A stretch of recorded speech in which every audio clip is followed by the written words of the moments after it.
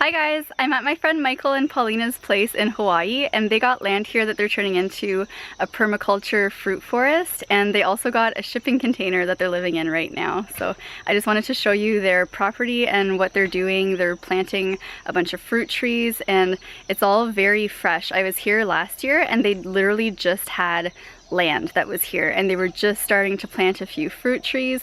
They just had a little platform with like a tarp on top of it, so they weren't even really able to sleep here too much. They would sleep, it was almost like camping out, and now I'm so proud of them, like all the stuff that they're creating here and planting, and I'm really proud of them and pretty impressed with what they're doing. So I'll go see what they're up to and we can see what they're planting.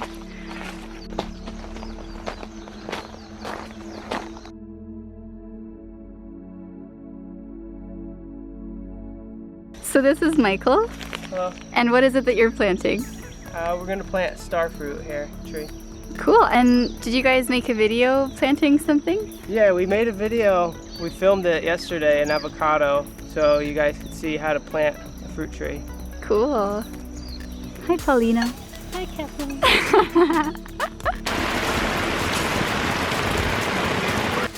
So when it rains, we're able to catch water off the tarp and funnel it into this container. We don't use this water for drinking or washing dishes. We just use it to water the plants if it hasn't rained in a while, and it works out pretty good. These are just garbage pails, and we've made a screen to filter out all the debris. And the gutters we got at the transfer station for $1 each. It's a good way to catch water really cheaply. You can probably drink it if you filter it, but we haven't done that yet. So one of the main reasons we decided to get this shipping container is because it rains a lot here, and we needed a place really quick to get our stuff dry and also to keep it secure, because we might leave the island for a month, 2, 3 at a time. So this one has a lockbox installed. So this right here, you put the lock underneath and you close it, and it's more secure for theft.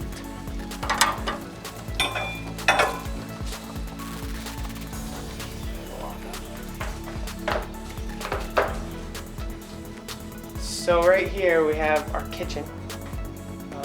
We store things like oats, polenta, rice, some other steel cut oats, and buckwheat, and we have a water thing here that's empty right now, but use this to fill the pots before you cook.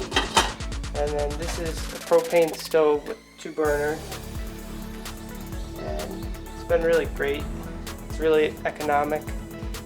One tank will last about 2 months, and it's like $20 to fill. And then also some condiments here. We're planning on resurfacing this counter. This plywood's just temporary for now. There's some lights here. That's also temporary. You got a couple of utensils in there.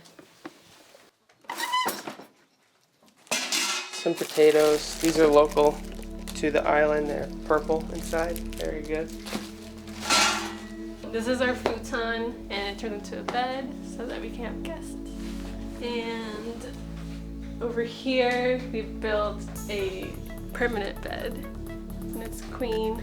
And we put a little one of these foam mattresses. It's pretty nice, really comfortable. We made it pretty high so that we can put storage stuff. Here we have our closed storage containers.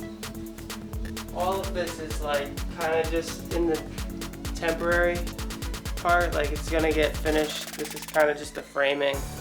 We figure it's livable, so we're doing most of our work out on the land, planting trees and making it look nice out there. And then once we feel good out there, we'll come back and make it look a lot nicer in here. But for now, you could live in here, so it's good enough. And do you want to tell me about the solar power? Yeah, so we found a need to have to charge power tools and like our Garmin devices and our phones. So we installed a small solar system. It has one panel, one battery, the charge controller, and an inverter. Altogether it costs about $800. And it powers the lights and charges our stuff. So the lights that we use are LEDs, so they're very low wattage. I think it's around 11 watts per bulb. So it really helps with keeping the energy usage low. They're as bright as a 60-watt bulb, but they only use 11 watts. So check out our lovely artwork. And this one's done by Eli, my nephew, and this one here is done by Isaiah.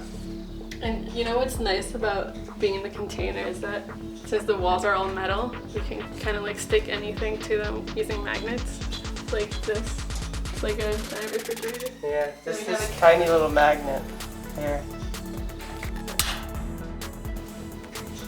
We also installed a dimmer here at this one.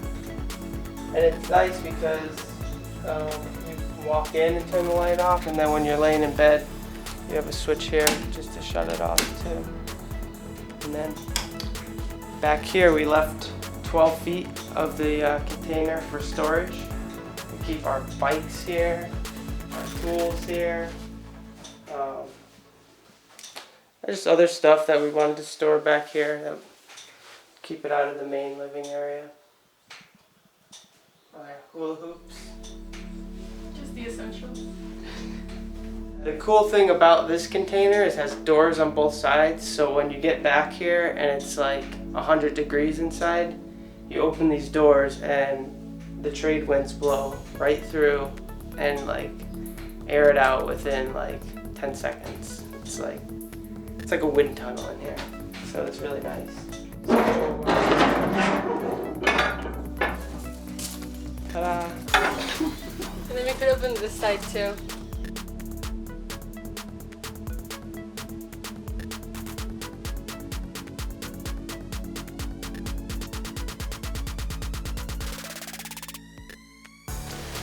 Yeah, so over here is our dishwashing area and our sink. So we set up like a really like do-it-yourself sink basin.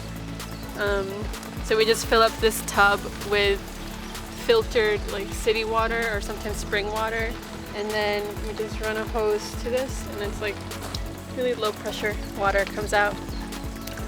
And we wash our dishes in here, put them out to dry over here. And then we try to recycle our water as much as possible. So the water that drains from here we'll just collect in this bucket. And then we will use that water to dilute this water here from the orange bucket, which we collect our pee in, because it's really good for the plants. So we pee in there and then spread it around the garden. So it's good. On this side of the island, it rains a lot, and there's not much soil, so it'll leach out like important nutrients like nitrogen, and the leaves will start to turn yellow. And for that, it's good to, like earlier Paulina was saying, we put our urine around the trees, and so you dilute it and you put it around the tree, and it's like medicine for the plant. And this one, we used it like 2 days ago. It's already coming back. It looks much greener than it did. So I think within a couple of days this will be back to being really healthy.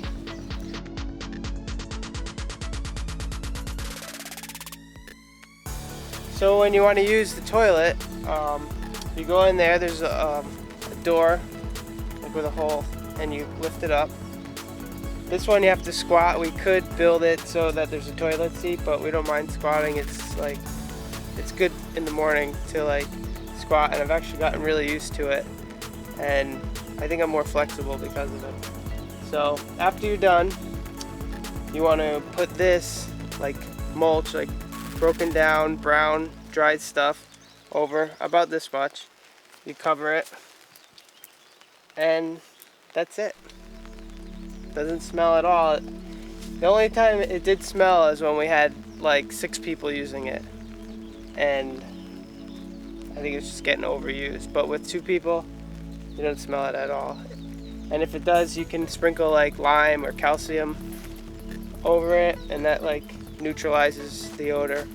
So what we've done here, we poured a slab 4 feet by 4 feet wide, and I think it's about 6 inches deep. And we've used mortar to make like a U shape with the cinder block, and then we've left one side removable so that when it's done composting, you can take these blocks out and get the compost, and you can spread it around like fruit trees and everything. They say not to put it around vegetable gardens, but anything that doesn't have fruit right away, like younger trees, it's really good to put around. So you let it sit for about a year, and then it's good. The poo is just like, it's called manure, so it's like manure but by humans. And that's used as sort of just like an amendment. It has a lot of nitrogen, and so you'll just mix it in with the soil. You wouldn't really necessarily use it straight. You'd use it more like a fertilizer. But that's just a way of having a toilet without having like septic or anything like that. It's, you know, you're not pooping in water and flushing it down. It's better, I guess, for the environment, they say.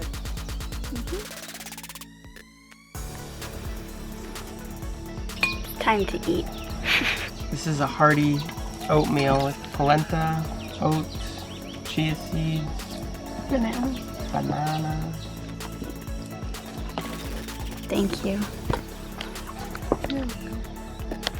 Well, thanks very much for showing us around, guys.